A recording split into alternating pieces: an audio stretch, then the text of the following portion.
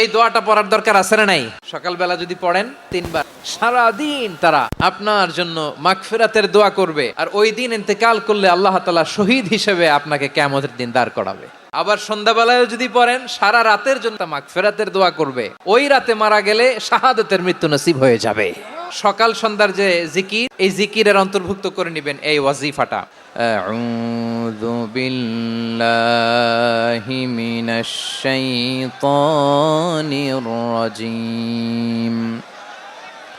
বিসমিল্লাহির রহমানির রহিম।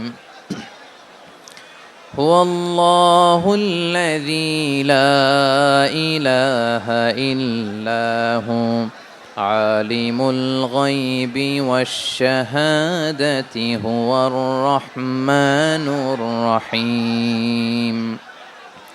হুয়াল্লাহু আল্লাযী লা ইলাহা ইল্লা হু الملك القدوس السلام المؤمن المهيمن العزيز الجبار المتكبر سبحان الله عما يشركون. هو الله الخالق البارئ المصور له الأسماء الحسنى يسبح له ما في السماوات والأرض وهو العزيز الحكيم.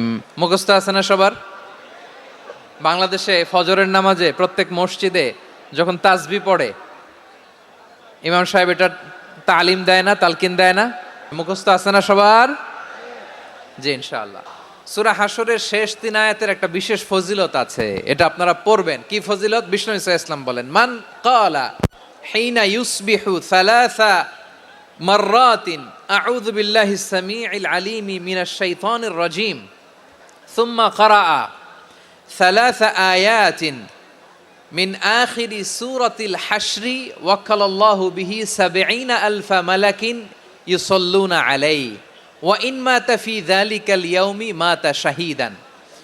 বিশ্বনবী মুহাম্মদুর রাসূলুল্লাহ সাল্লাল্লাহু আলাইহি ওয়াসাল্লাম ইরশাদ করেন, যে ব্যক্তি সকালবেলা 3 বার তেলাওয়াত করবে আউযু বিল্লাহিস সামিউল আলিম মিনাশ শাইতানির রাজীম, এরপরে সূরা হাশরের শেষ 3টি আয়াত তেলাওয়াত করবে, রব্বুল আলামিন ওই ব্যক্তির জন্য ৭০,০০০ ফেরেশতা নিয়োগ দিবেন, যারা সারা দিন ওই লোকের জন্য মাগফিরাতের দোয়া করবে। শুধু এখানেই শেষ নয়, বিশ্বনবী ফরমান, ওয়া ইন মাতা ফি যালিকাল ইয়াউমি মাতা শাহীদান, ওই দিন যদি ওই ব্যক্তিটা ইন্তেকাল করে, সে শহীদ হয়ে কিয়ামতের দিন আল্লাহর সামনে দাঁড়াবে। সকালবেলা যদি পড়েন 3 বার আউযু বিল্লাহিস সামিউল আলিম মিনাশ শাইতানির রাজীম 3 বার পড়ে সূরা হাশরের শেষ 3 আয়াত যদি তেলাওয়াত করেন, তাহলে আপনার জন্য আল্লাহ তাআলা ৭০,০০০ ফেরেশতা নিয়োগ করবে। সারা দিন তারা আপনার জন্য মাগফিরাতের দোয়া করবে। আর ওই দিন ইন্তেকাল করলে আল্লাহ তাআলা শহীদ হিসেবে আপনাকে কিয়ামতের দিন দাঁড় করাবে। সুবহানাল্লাহ, এত আস্তে। আবার সন্ধ্যাবেলায় যদি পড়েন, সারা রাতের জন্য ৭০,০০০ ফেরেশতা মাগফিরাতের দোয়া করবে। ওই রাতে মারা গেলে শাহাদাতের মৃত্যু নসিব হয়ে যাবে। এজন্য এই দোয়াটা পড়ার দরকার আছে না নাই? আযকারুস সাবাহি ওয়াল মাসা, সকাল সন্ধ্যার যে জিকির, এই জিকিরের অন্তর্ভুক্ত করে নেবেন এই ওয়াজিফাটা।